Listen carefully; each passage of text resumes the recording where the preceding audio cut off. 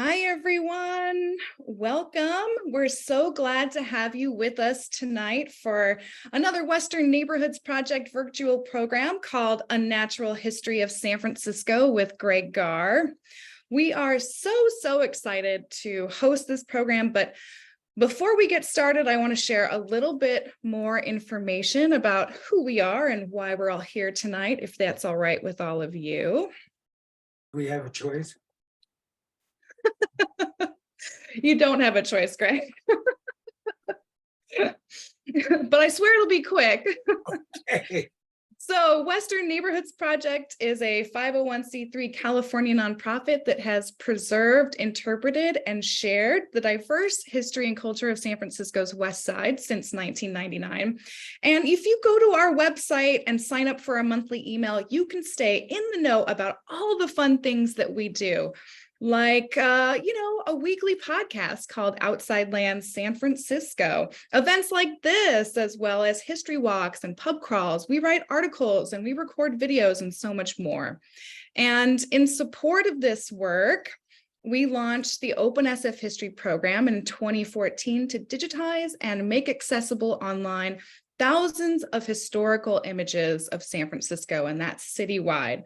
And that was based off of the generous donation of one incredible private benefactor. And you can peruse the Open SF History Archive at opensfhistory.org by key term search or by recent update. It's a real choose your own adventure, and I encourage all of you to look at that after our program is done tonight. And speaking of adventures, we are a lovable branding nightmare. So sometimes it's kind of a journey to find us across the internet, but I swear we're here in all our various forms. You've got Outside Lands and Open SF History on Twitter and Instagram, Western Neighborhoods Project on YouTube and Eventbrite. And of course, we're on Facebook as well. And speaking of Eventbrite, if you follow us there, you will be the first to hear about any new event that Chelsea Sellen, our Director of Programs, puts online. So I encourage you to follow us there. We've got over 350 people now, which is pretty great.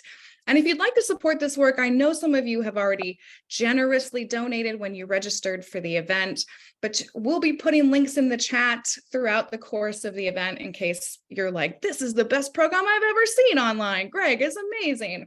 You can give us a little donation, and donations of $50 and above do qualify for an annual membership with Western Neighborhoods Project, and we're happy to tell you more about that if you're interested. But before we get to the main event tonight, I just have a few quick housekeeping items to share with you.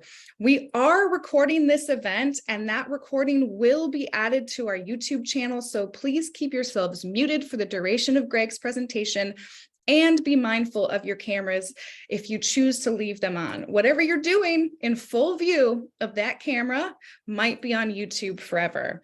Also, please refrain from asking questions during the presentation, but do feel free to type them into the chat.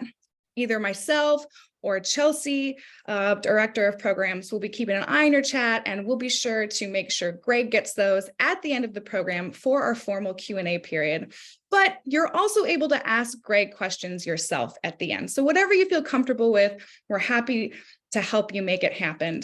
And I also ask that you do be respectful, be polite, and help us keep this a safe space if you're chatting with each other or asking us questions. So with that, I will recede into the background, and I will let Greg work his magic on screen. So take it away, Greg. Okay, thank you, Nicole. My name's Greg Gaar. I've lived in San Francisco all of my life, except for 4 years in the Navy when I disappeared. And as a kid, I used to hike all over all the open spaces behind my parents' house, all over Diamond Heights, all over Twin Peaks with my friends, and we'd play war games and so on.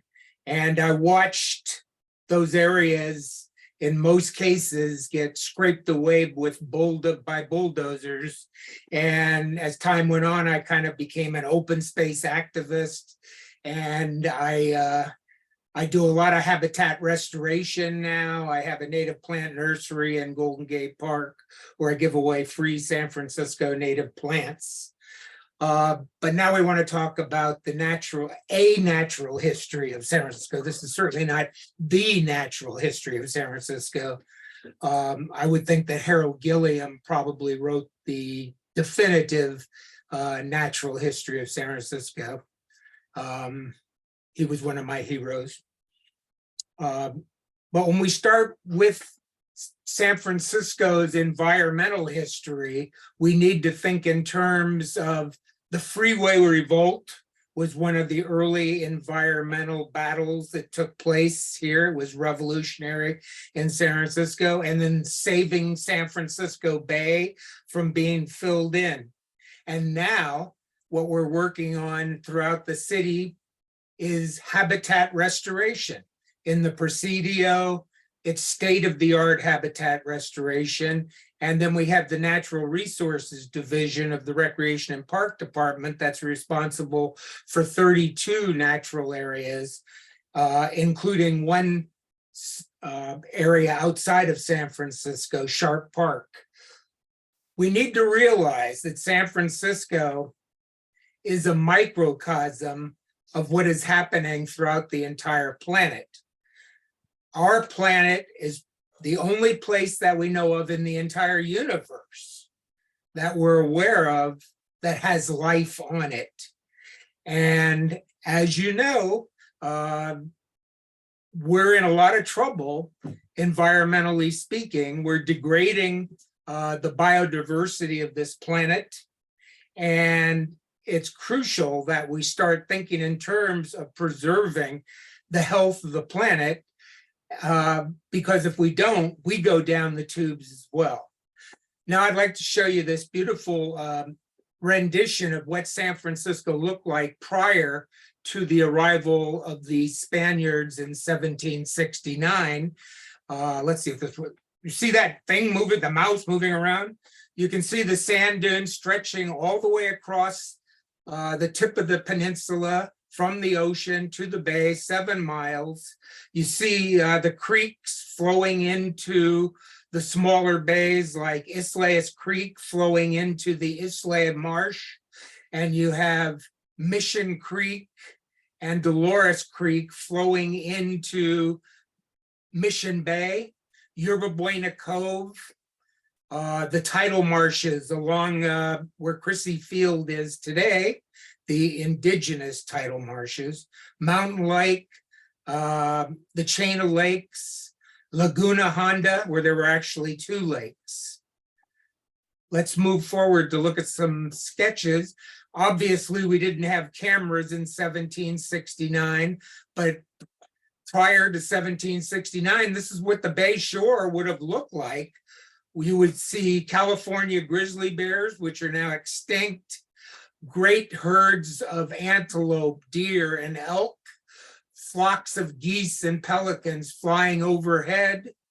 And of course, this is predominantly gone now. One of the last California grizzlies was Monarch, who you Golden Gate Park historians are aware of, was on exhibit in Golden Gate Park for many years. And he's now stuffed, and I believe he's at the Academy of Science.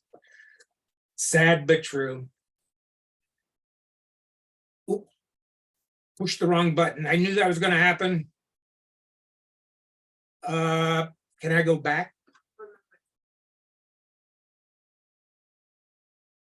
It won't go backwards. Oh, there it goes.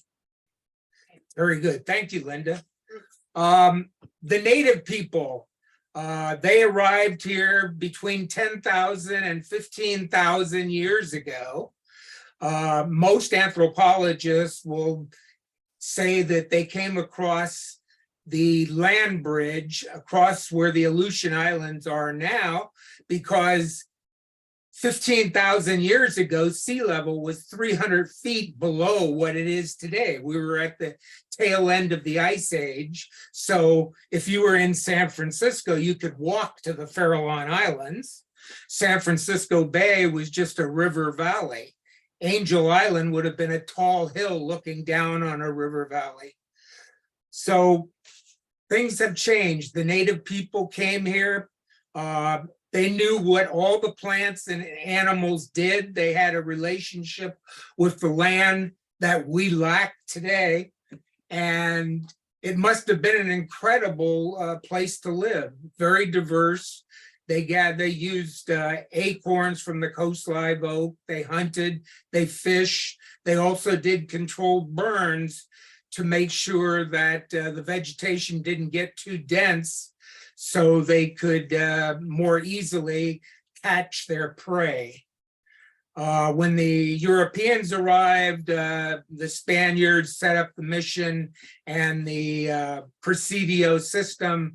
They gathered up the native people to try to Christianize them. They used them for basically slave labor. The native people did build Mission Dolores.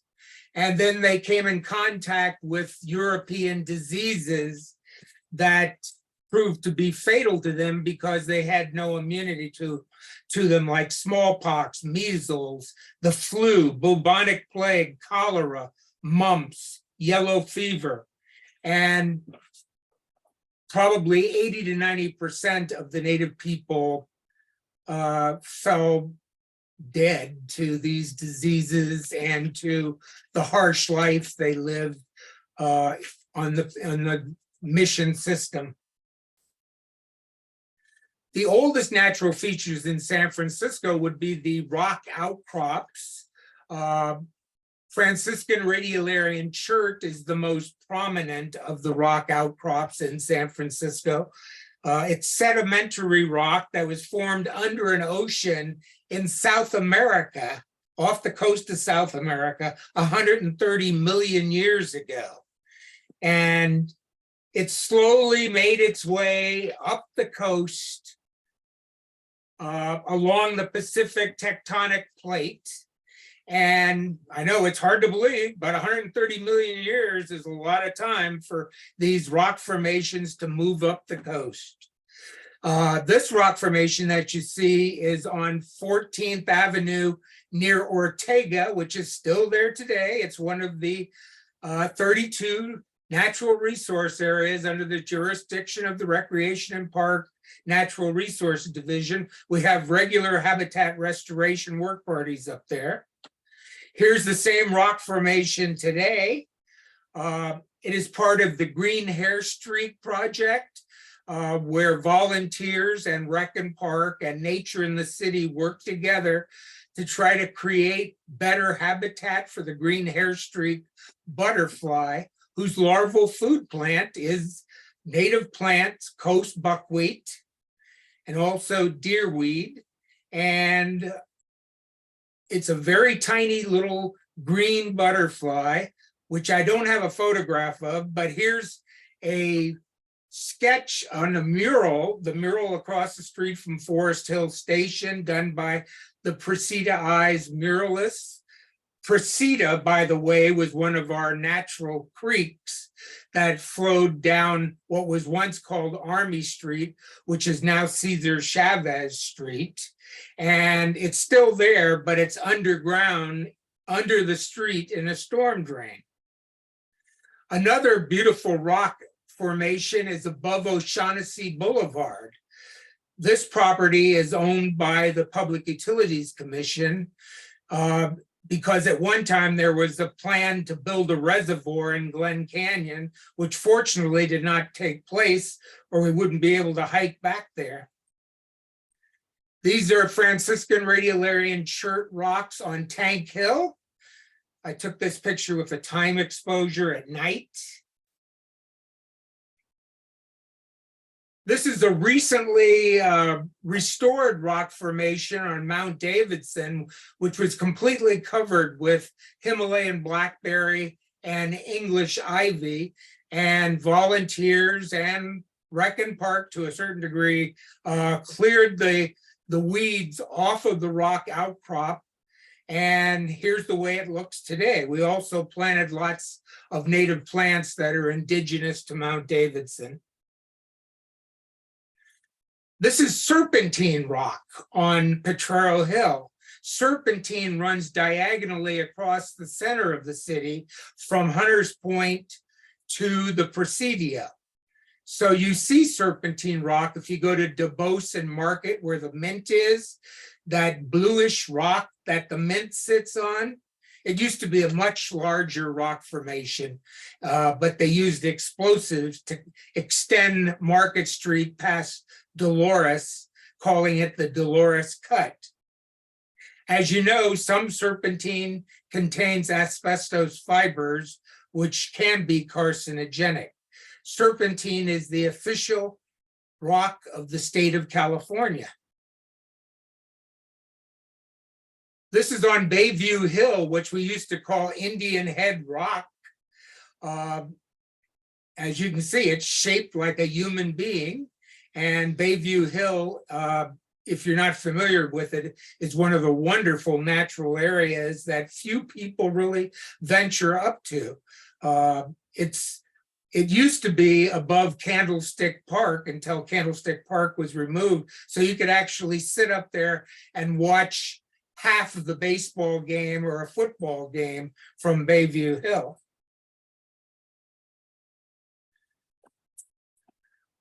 I'd like to talk about the sand dunes of San Francisco. The sand dunes stretched, as I stated, from the ocean to the bay. And where did all this sand come from? Well, it came from the Sierra Nevada mountains. It's granite sand that, because of erosion, glacier action, and even hydraulic mining, the sediment came down the Sacramento and San Joaquin rivers into San Francisco Bay. Tidal action washed it out through the Golden Gate, and then the northwesterly winds blew it across the Sunset and the Richmond district all the way to San Francisco Bay at points. This is an interdune pond from an original glass negative taken by Willard Worden in 1910. This would be about where Sunset Boulevard is today. And we're looking west. And this is kind of what the chain of lakes would have looked like originally. And if you look closely, you can see the footprints of animals who had come to drink water from the interdune pond. This is another Willard Worden photo looking at the native vegetation of the sand dunes. We're looking west to Carville by the sea, way in the background. And if you don't know about Carville, just pick up Woody LeBounty's book on Carville by the sea. And you can also see one of the windmills in the background. And over here, we've got the 300-foot tall wireless towers that signaled ships as far away as Yokohama, Japan. All this vegetation is adapted to the sand dunes. It has very deep roots. And when it sits there long enough, it literally changes the drifting sand dunes into stabilized sand dunes. A stabilized sand dune is called, oh, I have the name here, is called a swale, where the dunes sit for a while and the vegetation gets on top of it and prevents the dunes from moving.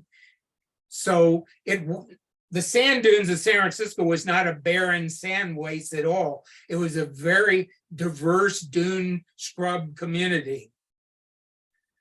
You can see lupin, beach sagewort, a lot of beach sagewort right here. Lupinus chamasonis or arboreus. I can't tell because it's not a color picture. We propagate a lot of these plants at the nursery where the Golden Gate Park Community Garden is, and we give them out for free. Also, these plants are propagated in the Presidio nursery and propagated by the Natural Resources Division at the Park Nursery in Golden Gate Park for use of habitat restoration. This is the view from Golden Gate Heights looking across the Sunset District In 1900 or 1899, this is Noriega Street. This is 19th Avenue. And you can see Golden Gate Park in the background, Sutro's Cliff House. You can see these swales slowing the drifting sand dunes. And right in front of us is Carl Larson's Chicken Ranch that supplied chickens to a lot of the restaurants in Golden Gate Park, and also eggs. And Carl Larson was known as the Gentle Dane. He was from Denmark. He gave a lot of his land to the children of San Francisco. Where Charlie Sava Pool is, that was Larson Pool when I was a kid. And we're going to track the sand dunes. This is 1921. The sand actually came from Ocean Beach, went up and over what was known as Larson's Peak at 850 feet, and dropped down into the valley where Laguna Honda Boulevard is today. The sand naturally dammed the creek that ran through and carved this valley over thousands and thousands of years. And by damming the creek, it created two lakes, Laguna Honda, which is still there today, and there was another lake at 7th and Lawton, which has been filled in and is now a parking lot for UCSF, as if they don't need enough parking already. Right here would be the Garden for the Environment today. Here's the same view. This was actually taken about 20 years ago. Charles Harney, the Harney Apartments, which are now the Sunset Towers, built by Charles Harney, who also built Candlestick Park. This is the future site of Lincoln High School. This picture was taken in 1937, just before Lincoln High School was going to be constructed.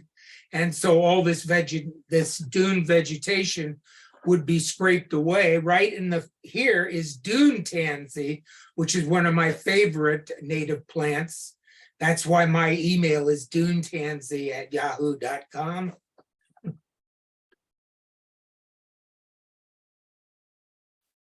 In the background, whoop, boink, boink. In the background, you can see St. Francis Wood would be here. Sherwood Forest would be here. Mount Davidson Park would be here. And Edge Hill Mountain would be right here.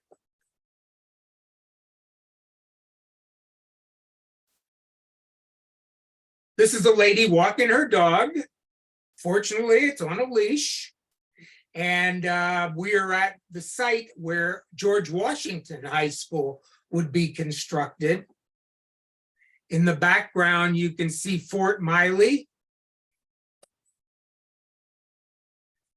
And we're still tracking the sand dunes. We're standing in Calvary Cemetery, and Masonic Avenue would go this way. And then you'd run into Geary Boulevard right here, Geary and Masonic. This is Laurel Hill Cemetery. And so if you don't have your bearings straight, Calvary Cemetery would be where the Irwin Memorial Blood Bank is, Kaiser Hospital, the former Sears and Roebuck store, which has changed hands numerous times. And then the sand flowing down into what was known as Sans-Souci Valley. In French, that means carefree valley, which today is considered the Lower Haight. So this would be Church Street becoming Fillmore Street up here. This is Herman Street. Lone Mountain in the background, Alamo Square. And if you went further up, this is a steep part where you go up from Scott to Divisadero to Buena Vista Park, which would be out of the picture. So this picture was taken in the 1860s. And here's the same view in 1905. So our natural heritage has been kind of obliterated and replaced with our beautiful architectural heritage. Most of these Victorians are still there today because the fire after the 1906 earthquake did not get this far. In the background, we again see Lone Mountain. And this is a very early picture, 1851. As you can see, the sands have gotten all the way to Russian Hill. A lot of this sand came from the Crissy Field area, but some of it came all the way from Ocean Beach. You can see Alcatraz in the background. The cable car barn would be right here. So we're on Nob Hill looking north to Russian Hill. I'd like to talk a little bit about the wildflower fields, which are known as the grasslands, which are pretty rare in San Francisco, although we still have some remnants that we're constantly trying to manage. A lot of those grasslands are being overrun by scrub communities like sagebrush, monkeyflower, which is fine. They're great native plants, but they're being overrun because there's no grazing animals and no fire to control them, which would have been a natural part of the ecosystem. So this is a view from Jane entered the waiting room. Hi, Jane. This is from a postcard picking wildflowers at Ingleside. So this would be around Juniperacera and Ocean Avenue around 1890 or so.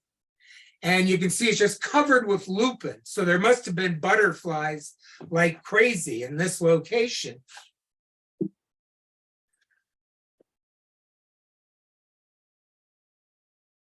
Go ahead. Up on Bayview Hill, we have Clarkia rubicunda blooming. It's called Farewell to Spring is the common name. And that's because it blooms around June the 21st. And it's blooming right now as we speak. It's a beautiful annual wildflower that supports native critters. The important thing to remember is that native plants are the foundation of all the Earth's ecosystems. Without the native plants, we lose the whole food chain of habitat. So the critters are adapted to the native plants. They depend on the native plants for sustenance and habitat. This is a sphinx moth caterpillar. It's a beautiful caterpillar. And the mother caterpillar laid the eggs on the Clarkia, and the sphinx moth is now, the caterpillar is eating the Clarkia for a source of food. That means it's a larval food plant. This is the bay checker spot butterfly. It is not quite endangered yet, but it is a threatened species. And it is, in this picture, you can see ranunculus, which is the California buttercup, a native plant. This is the Anna swallowtail caterpillar on Angelica. And here is a mature Anna swallowtail butterfly taking nectar from its larval food plant, Lomatium, and it's probably going to lay eggs on this plant, and then the caterpillars will eat the Lomatium. So that relationship has existed for thousands and thousands of years. So if we lose the native plants, we lose the native butterflies. The Anna swallowtail is very unique, though, I must tell you. It is one critter that has actually adapted to an invasive exotic species, fennel. It has been able to go from Lomatium to fennel. But so whenever we're removing fennel that's overrunning a native plant community, we always keep our eyes open for caterpillars. So we don't want to remove any fennel that may have anise swallowtail caterpillars on them. But if you don't control the fennel, it'll just take over and that's all they'll be. And of course, San Francisco's original name was from a native plant.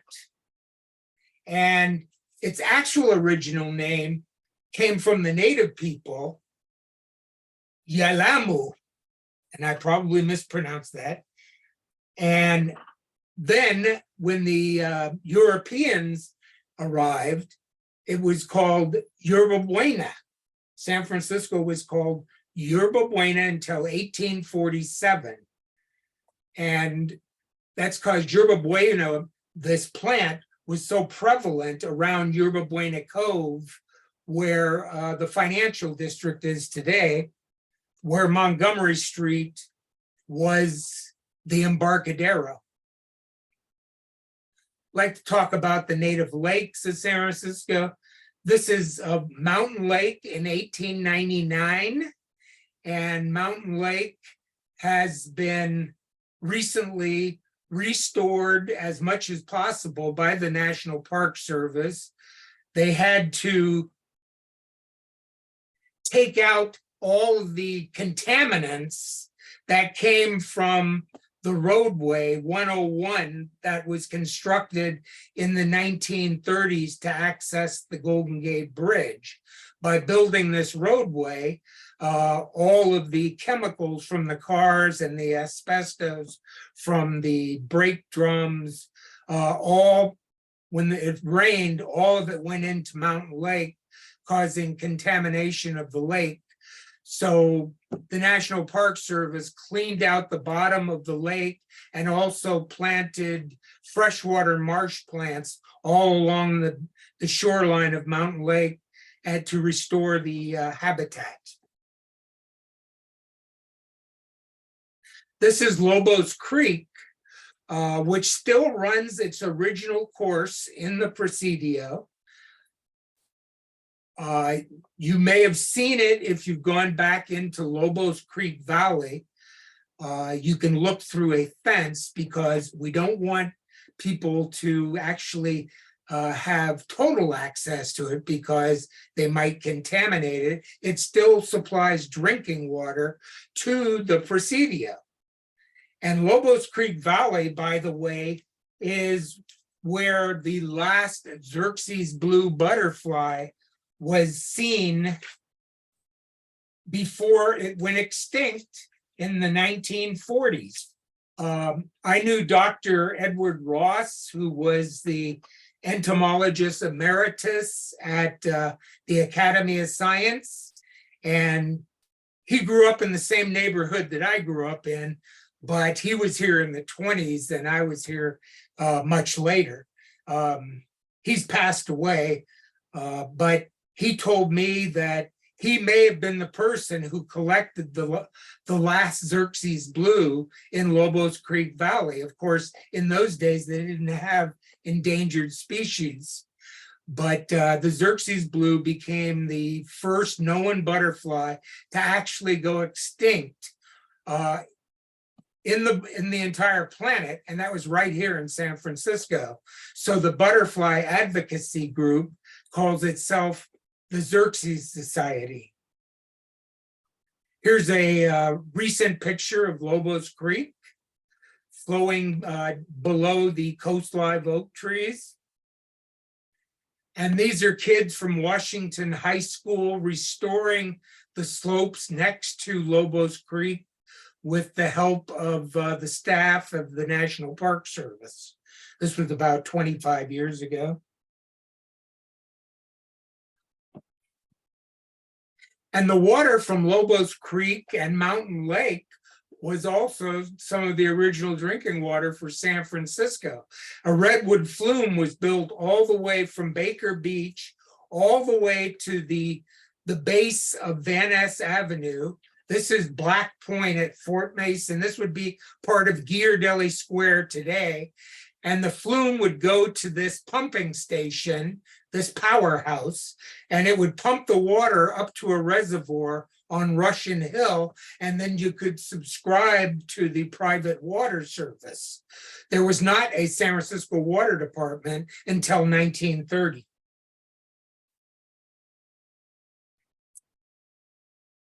By the way, I wanted to point out that this part of San Francisco Bay, right where Fort Mason meets the bay, Black Point, is one of the only remnants of San Francisco's original bay shore. The rest of the bay shore has been altered, bulldozed away, filled in. And here's the same area today, with the Jeremiah O'Brien Liberty ship in the background. And you can see this is the indigenous shoreline of San Francisco. So when you're walking from the base of Van Ness Avenue to the Great Meadow at Fort Mason, look down and you will see indigenous San Francisco Bay shore. This is the Tennessee Hollow Watershed, which has been restored by the National Park Service with money from the Presidio Trust, private money as well. And what they did is they took the water from the creek out of the storm drain and the culvert, and now it flows naturally all the way to the Crissy Field tidal marsh. It's a wonderful place to visit if you haven't been there. We're looking to Washerwoman's Lagoon from Pacific Heights, looking down into the Cow Hollow neighborhood with Fort Mason in the background. Washerwoman's Lagoon was a native lake. You can also see Coast Live Oak on the slopes of Pacific Heights, sand dunes stretching across the area where the Marina Safeway would be right there today. You can see if you look very closely, you can see the Octagon House at Green and Gulf Streets, which is there today. Unfortunately, Washerwoman's Lagoon got badly polluted, and it started a cholera epidemic in the city. And a fellow by the name of Ephraim Burr lost his son to cholera. So he started his political career by trying to clean up the creeks and get rid of the slaughterhouses that were in Cow Hollow. He was successful at doing this. They also eventually would fill in Washerwoman's Lagoon in 1881, 1882. And as a result of his political work, Ephraim Burr became the mayor of San Francisco. Another view of Washerwoman's Lagoon looking west to the Presidio. You can see Strawberry Island, Crissy Field as it looked in the 1860s. This view is taken from the lower slopes of Russian Hill.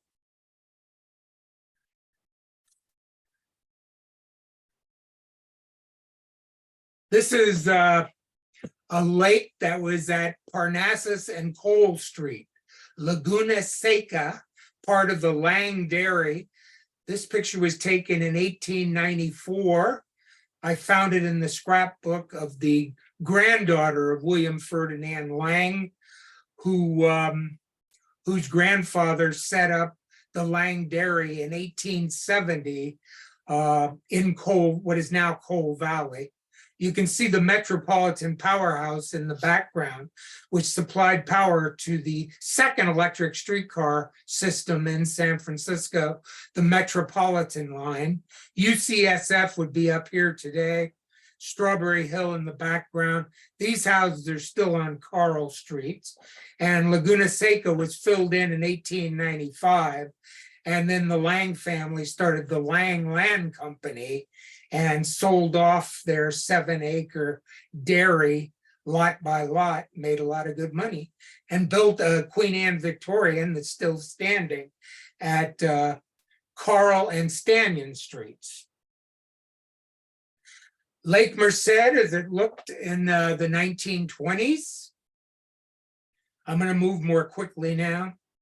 Lake Merced, this is the southern part of Lake Merced with, as you can see in the background, it's just filled with tules and sedges and horsetail, wonderful habitat for freshwater birds to nest in.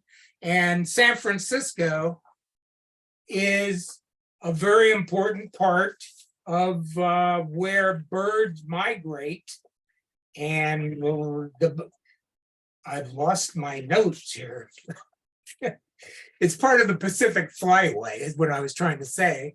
And birds migrate here not only for the freshwater creeks and lakes that still exist here where they can rest and find food, but also for the bay shore and for migrating shorebirds.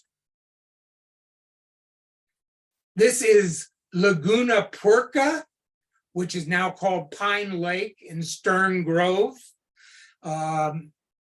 It was another lake that was created by sand dunes advancing from the ocean when sea level began to rise from being 350 feet below sea level to present sea level. The dunes came in, naturally dammed what was Trocadero Creek and created Pine Lake. These trees were planted by the Green family prior to Sutro planting his trees. So they are older than Sutro's trees. And that might be one of the reasons that 140 eucalyptus trees collapsed during that last windstorm in Stern Grove, because the trees are much older and much more top heavy. These are some of the Parkside boys swimming in Pine Lake in 1903. By the way, Pine Lake is only about half the size of what you see in this picture in 1903. So the reason that there's much less water there is there's less watershed bringing water down into the creek. And the aquifer over the years was also used by the golf courses and the cemeteries for watering purposes. This is the chain of lakes, which was an interdune pond, but it's been much altered over the years, but it's still a very important freshwater bird habitat to this day. This is Islas Creek flowing through Glen Park, Glen Canyon. This would be right where the baseball fields are today in Glen Park. Elk Street would be back here. And this is a pumping station that would pump the water up and over where Portola Drive is and down to Nobby Clark's Waterworks down in Eureka Valley. Here's another view taken the same day. Alfred Nobby Clark dammed Islas Creek and then pumped the water to his waterworks so he could sell the water to the public. In the background, you can see where Elk Street would be today, right about there. And this was then called the Gum Tree Ranch because of all the eucalyptus trees. This is a celebration in the same location, Islas Creek, September 9th, 1898, a celebration of Admission Day at what was then the Mission Zoo. And Islas Creek flowed all the way to San Francisco Bay until the 1920s when it was put into a culvert or storm drain. And this is right where 280 goes today. And unfortunately, San Francisco has a combination sewer system and storm drain system. And that means if we ever wanted to remove 280 and daylight Islayas Creek, which would be wonderful if we had the courage to do that, we would have to rebuild the sewer system as well. That's the Simpson Bible College up on Silver Avenue. Here's some of the restoration work that's been done back in Glen Canyon, restoring Islayas Creek by the Natural Resources Division of the Recreation and Park Department. Laguna Honda, a native lake, here it is being converted into a reservoir in 1862. You can see there's not a tree in the picture, although behind the photographer were coast live oak trees. So this would be Mount Sutro. Laguna Honda Hospital would be here today. Mount Davidson here.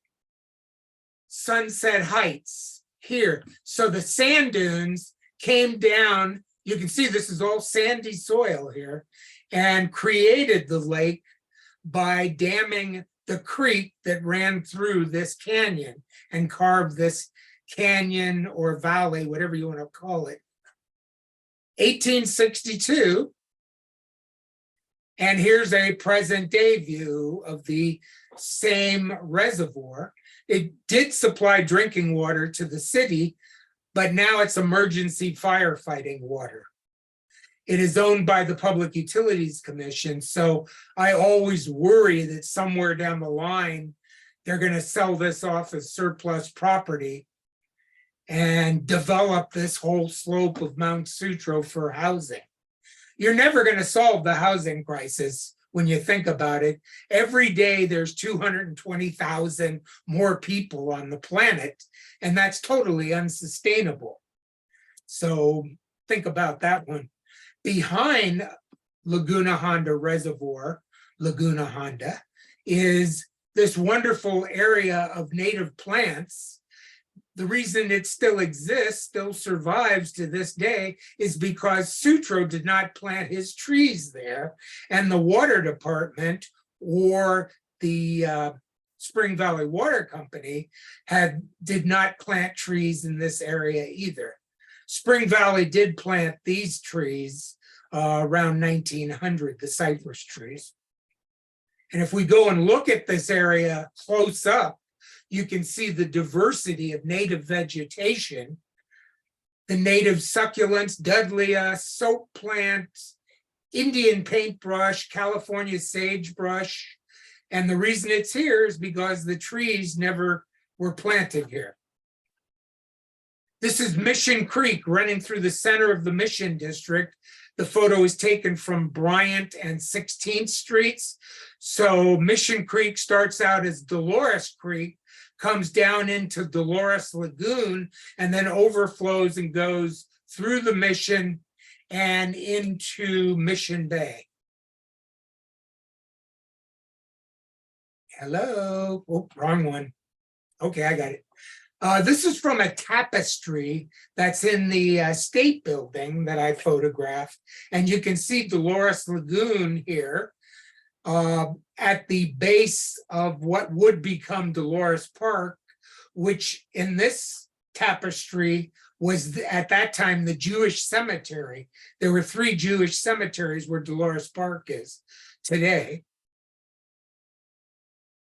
And here's a photograph of the Jewish cemeteries with Potrero Hill in the background in the 1880s.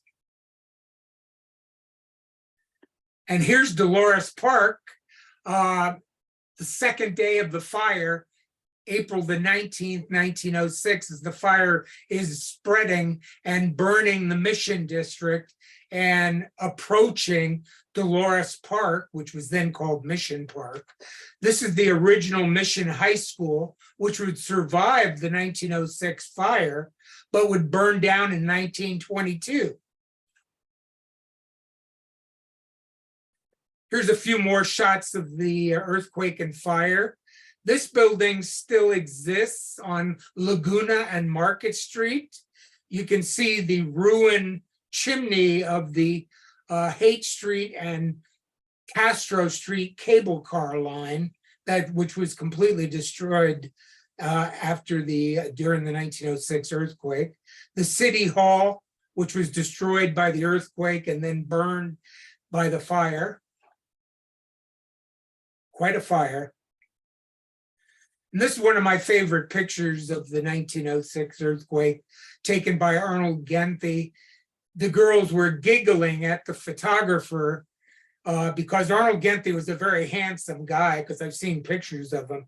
And these girls are kind of winking at him and giving him the eye and posing for his pictures while the city's burning in the background. I'd like to talk about the native trees of San Francisco. These are native coast live oak, where the Age Grove is today. And this was the deer glen in Golden Gate Park. This is not deer, this is elk, but that was a display. Golden Gate Park was literally the zoo for San Francisco until Flyshacker Zoo was built. The birds of Golden Gate Park, 1932, the most prominent bird was the quail.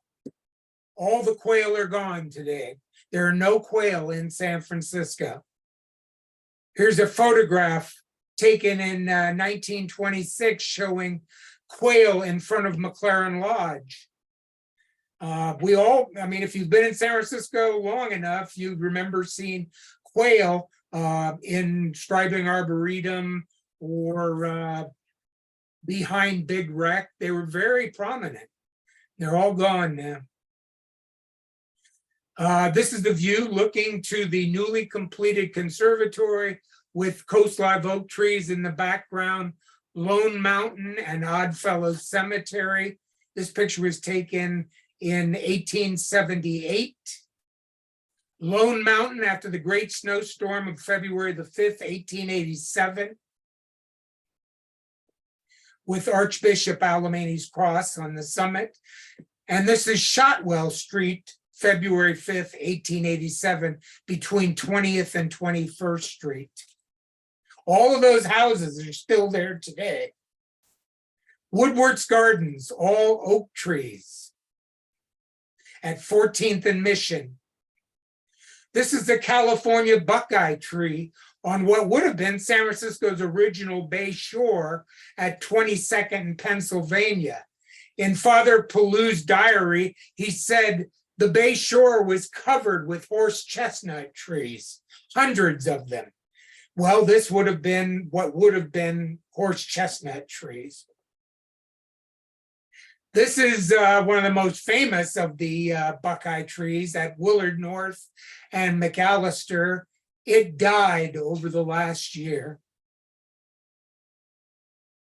And these are buckeye trees on one of the Marin Islands. And what you see, all those white things are snowy egrets nesting on the buckeye trees, again showing the importance of the native plants to support the native fauna and the native birds. This is a bay laurel tree behind the school at 16th and Dolores, which makes sense because Mission Creek went right down 16th Street and it was called the Creek of the Little Laurel Trees. The non-native trees in San Francisco, this is Mount Sutro being planted with trees by Adolph Sutro starting in 1886.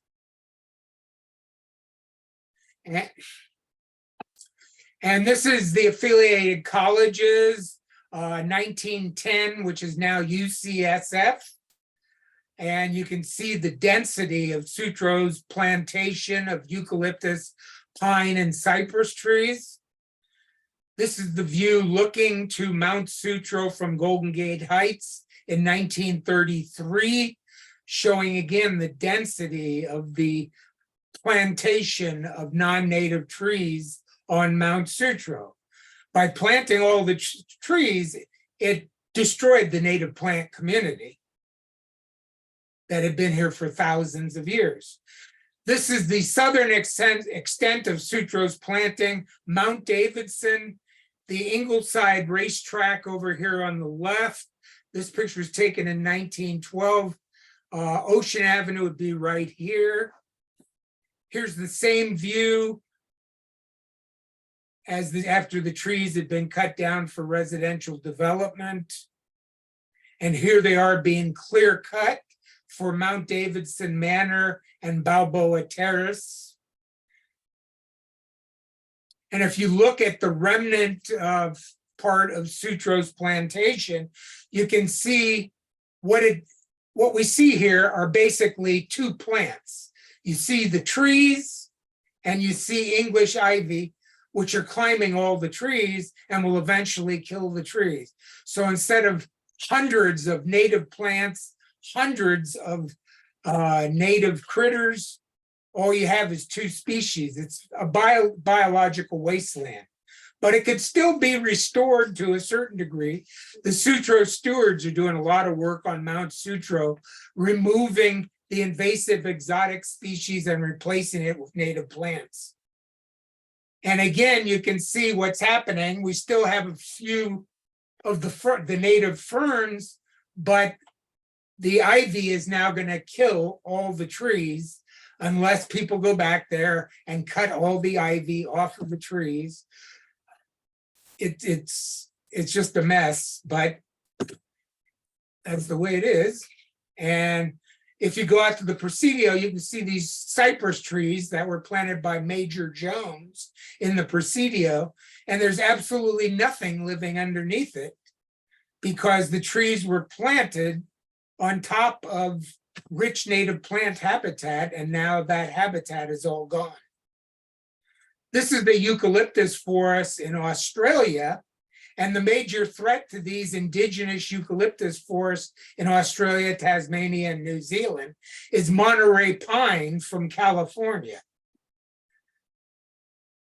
So trees have been removed to restore habitat. In this picture, we can see the federally endangered raven manzanita that would have gone extinct if these pine trees had not been removed to allow for it to have sunshine.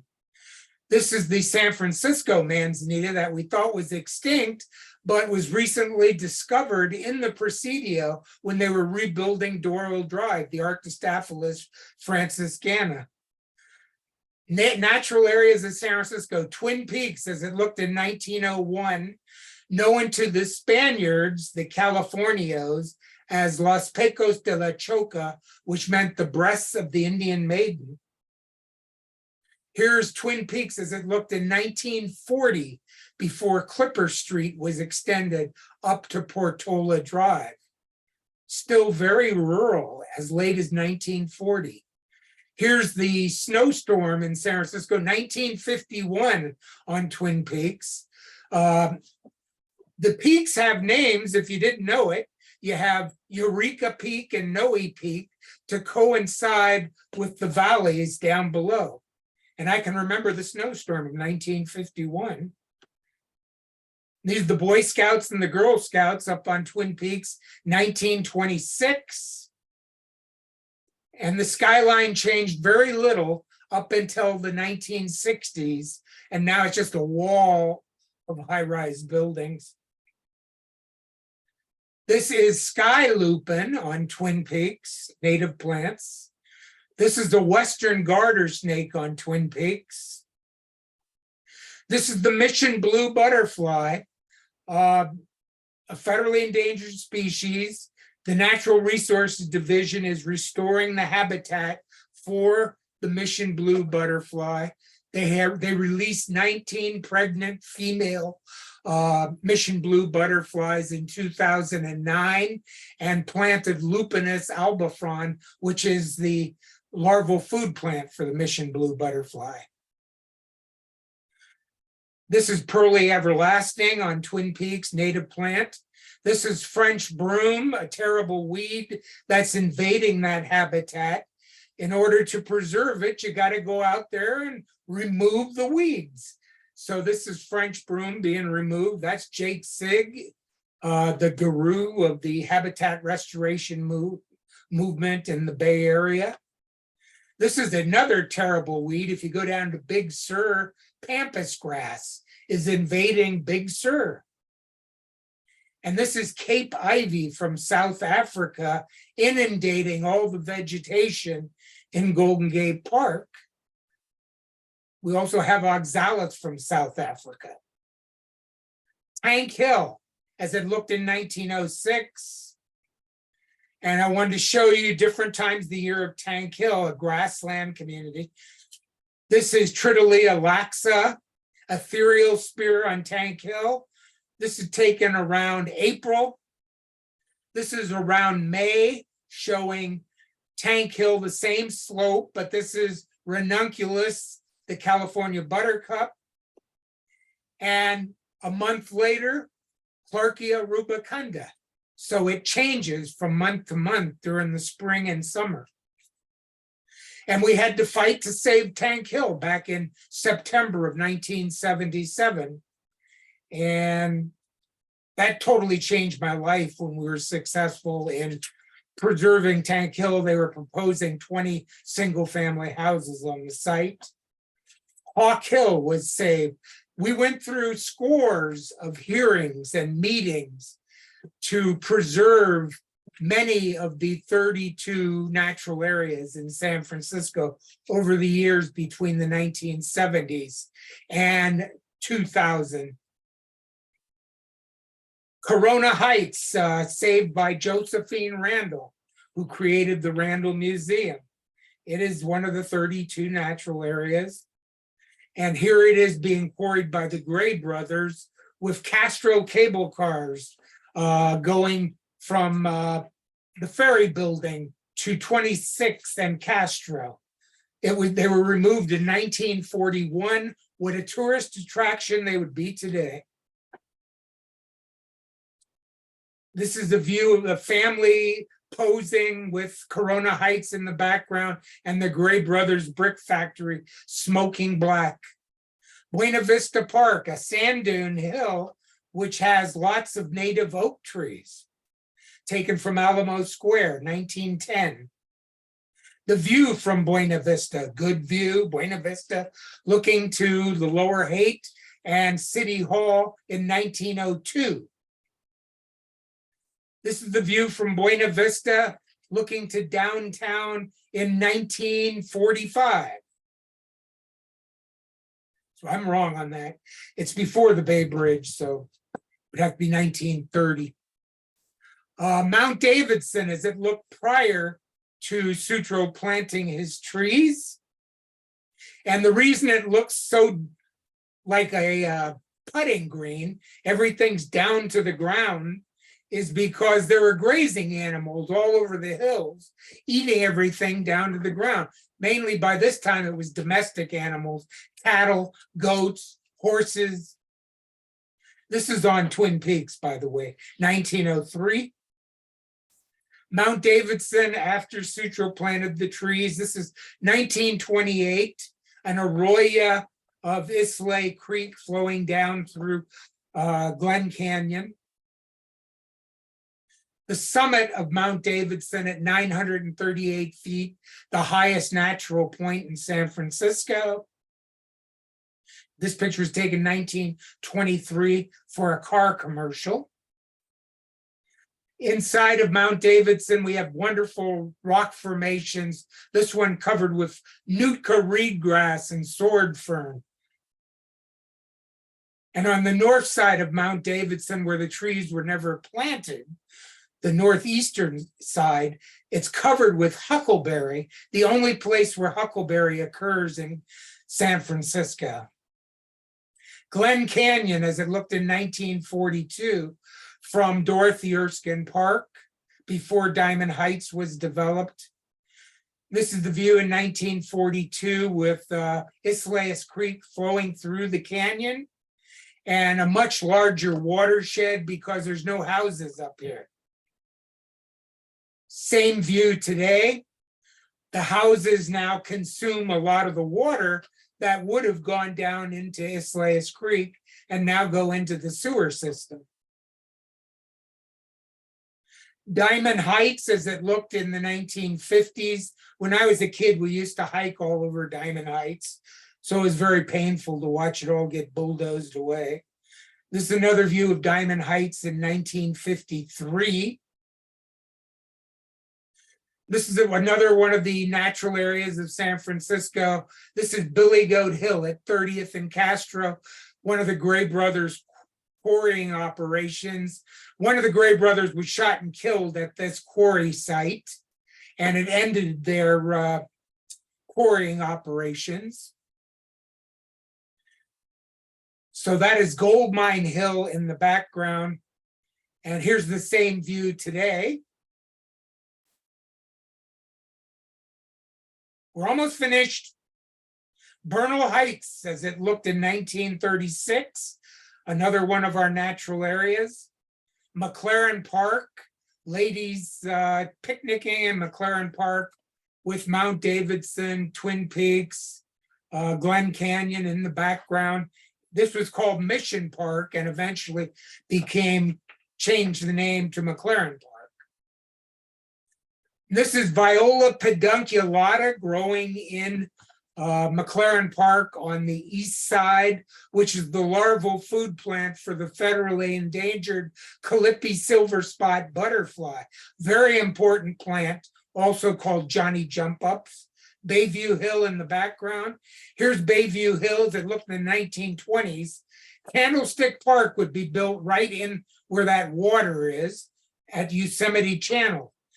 The water was filled in by chopping away at a city park and pushing the soil into the bay.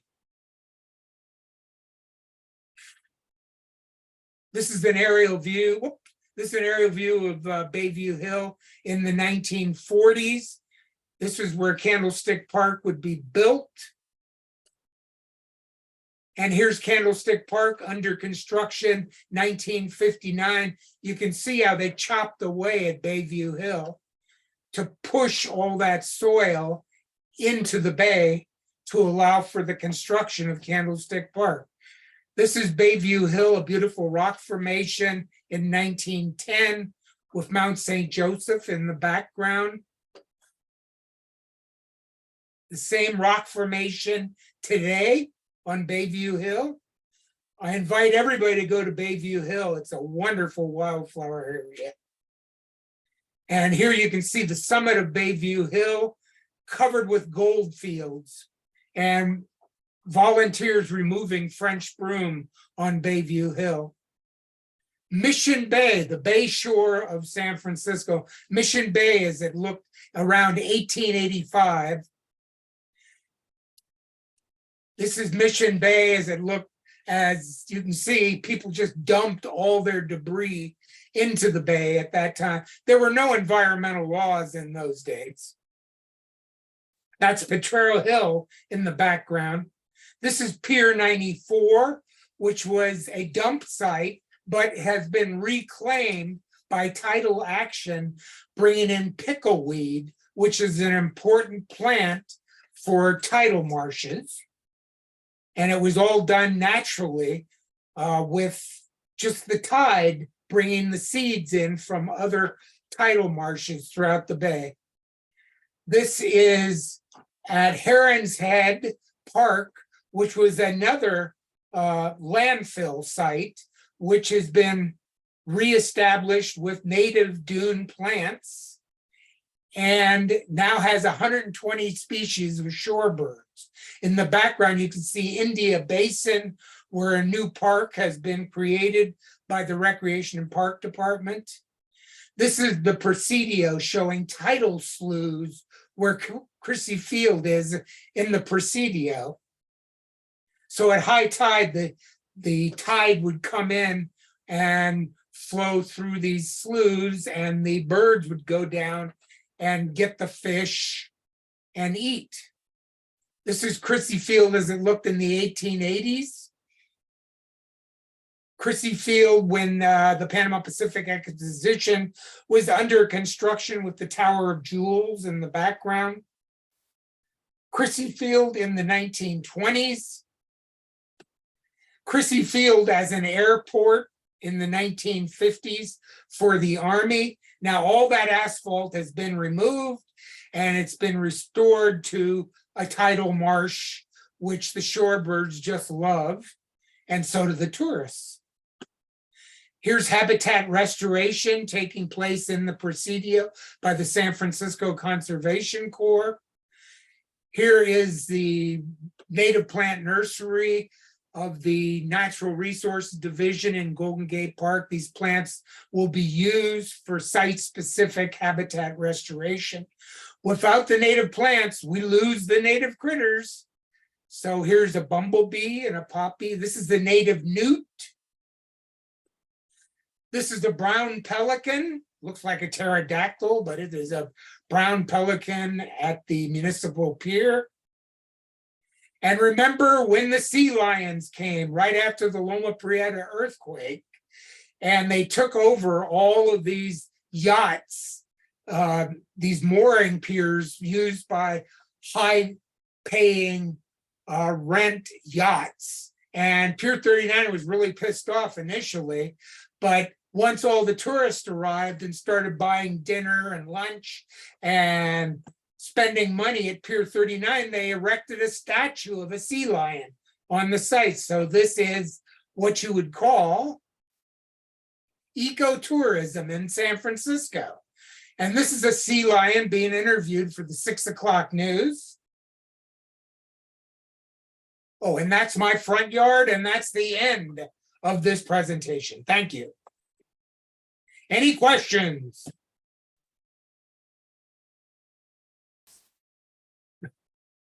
Thank you, Greg. We do have one question. I have a question. It looks like you have a big, nice cat furniture thing going there. Do you have a kitty? I didn't hear she's. Gray, she's talking about Gray. Oh, yeah, Gray, yeah. Yeah, we have, I have 4 cats here. I know. And I let them outside too. I shouldn't do that. But I can't, I'm a bleeding heart. So all these cats were wild, and we took them over. That's wonderful. I just love it. When I looked at it, I saw the garden at first, and then I thought, oh my God, there's kitty furniture there. I have a kitty too, Dunbar. And I just thought how wonderful that you have kitty cats. And so I loved your whole presentation. It was really informative. It was fantastic. And then the cherry on the cake is me seeing kitty furniture there. I'm sorry, it sounds a little silly, but it was really, really nice. Thank you so much. Thank you. Yeah, in the window. That's great. Hey, Greg, I got a question for you. This is Sean. Yes. Hey, you were talking about a lot of the little streams that ran through San Francisco.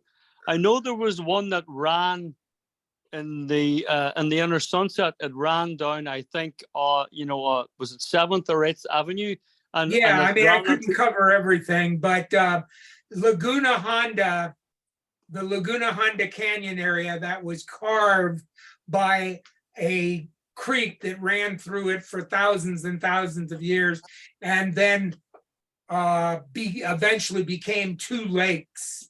That water still flows through into Stribing Arboretum. Down 7th Avenue, underground, goes into Stribing Arboretum. And if you go to the native plant, the Menzies Native Plant Garden, Arthur Menzies, by the way, was Gavin Newsom's grandfather, who created that native plant garden. You can see an electric pumping station there, and they pump the water up to the top of Strawberry Hill, and then it comes down Huntington Falls. Wow. No, that I was curious about those streams, whatever happened to them when they were built over. Yeah, So, well, the water is still there, but it's in culverts or storm drains. And if we really care about the future of this planet, we should be thinking in terms of getting those creeks out of the storm drains and using them for wildlife habitat. We should be thinking in terms of removing asphalt and concrete and restoring them to wildlife habitat or to community gardens where we can grow our own food. There's way too much concrete in the city. I know that's the nature of cities, but it's also to accommodate motor vehicles. And if everybody took public transportation, we wouldn't need all that concrete. Sure. By the way, this picture is my front yard, which was all grass initially. This is the house that I grew up in. And when my parents passed away, I inherited the house. My brother and sister didn't want them. So the first thing I did was remove all the lawn and the driveways, because I wasn't going to own a car, and put in all San Francisco native plants. There's a public walkway right next to my house, which is called Globe Alley. And I've planted all native plants there. And I have a huge backyard, and that's all native plants. And it's a paradise. It literally is a paradise. Greg, we have a question from the chat earlier. There were Yes. powerhouses featured in several of the photos that you used. And Tim wants to know, were they coal burning? And if so, where did that coal come from? Well, it was shipped in, I imagine. I don't know where the coal came from. There were a lot of powerhouses. They would have used either wood burning or coal burning. And of course, the pollution didn't matter in those days. You could pollute all you want. I don't know where the coal came from. The wood, a lot of that came from the redwoods, just like the building of the Victorians came from redwoods that were clear cut to make way. There were redwood forests up in the Oakland Hills that were clear cut to make way so they could build the Victorians in Oakland, Alameda, and San Francisco, which are strikingly beautiful buildings. But as an environmentalist, I would rather, run around homeless in a redwood forest. Not necessarily naked, but We have another I question. don't know where the coal came from. Probably West Virginia. We have another question from the chat. Nick says, I know they're doing some restoration at Fort Funston. Do you have any insight into what the area was like before the military came in there? Yeah, it would have looked a lot like the Presidio. It would have been sand dunes, drifting and stabilized sand dunes. If you go to Baker Beach, you'll see the slopes above Baker Beach are covered with native sand dune plants, coastal scrub, it's called coastal dune scrub. And if you go to Lobos Creek Valley, it's all been restored. And you will see what Fort Funston used to look like. And the National Park Service is certainly setting aside areas for off-leash dogs to run, but also they are restoring areas that will look very similar to the area above Baker Beach and Lobos Creek Valley. Any other questions folks want to ask Greg themselves? One other one. This is Sean again. John, I see you almost every day. You can add, okay. No, when they built the two windmills at the west end of Golden Gate Park, you had the Murphy windmill and you had the Dutch windmill, and one of them started operating in, I think, 1903 or 1904, and there was an aquifer that it was pumping water from. From the aquifer. Yeah. Whatever, they stopped using it in 1907, 1908 because PG&E came in and they started using electricity.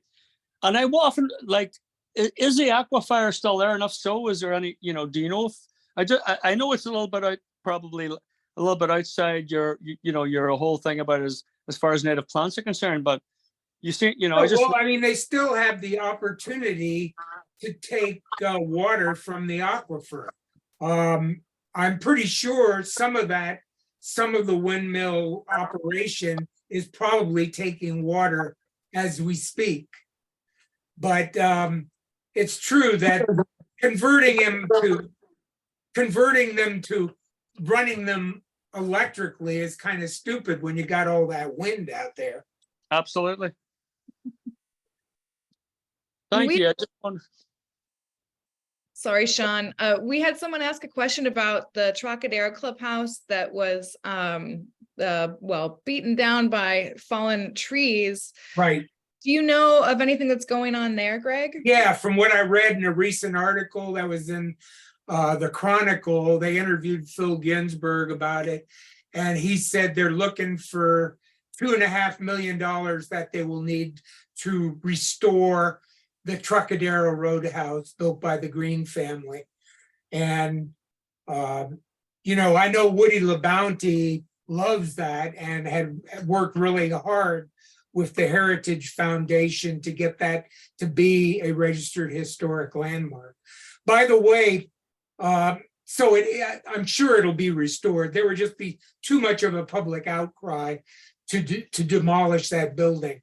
But they better make sure there's no eucalyptus within falling distance of that building once they complete it.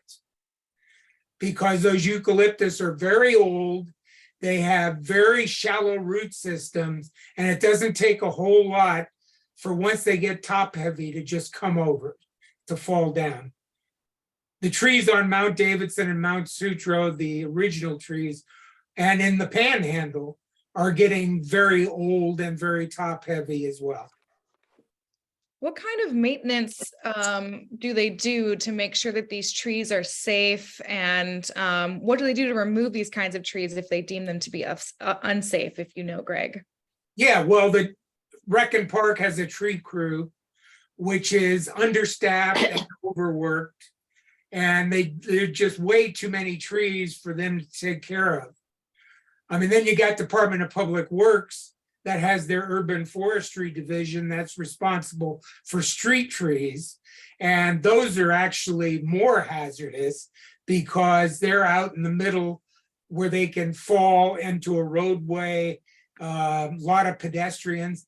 When you're out on Mount Davidson or Mount Sutro, the likelihood of hitting somebody is less than the street trees.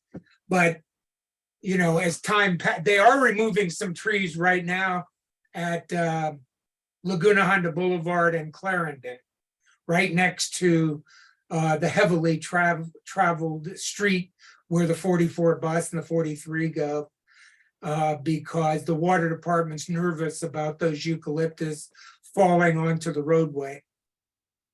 But it's just like everything. We need more staffing for habitat restoration.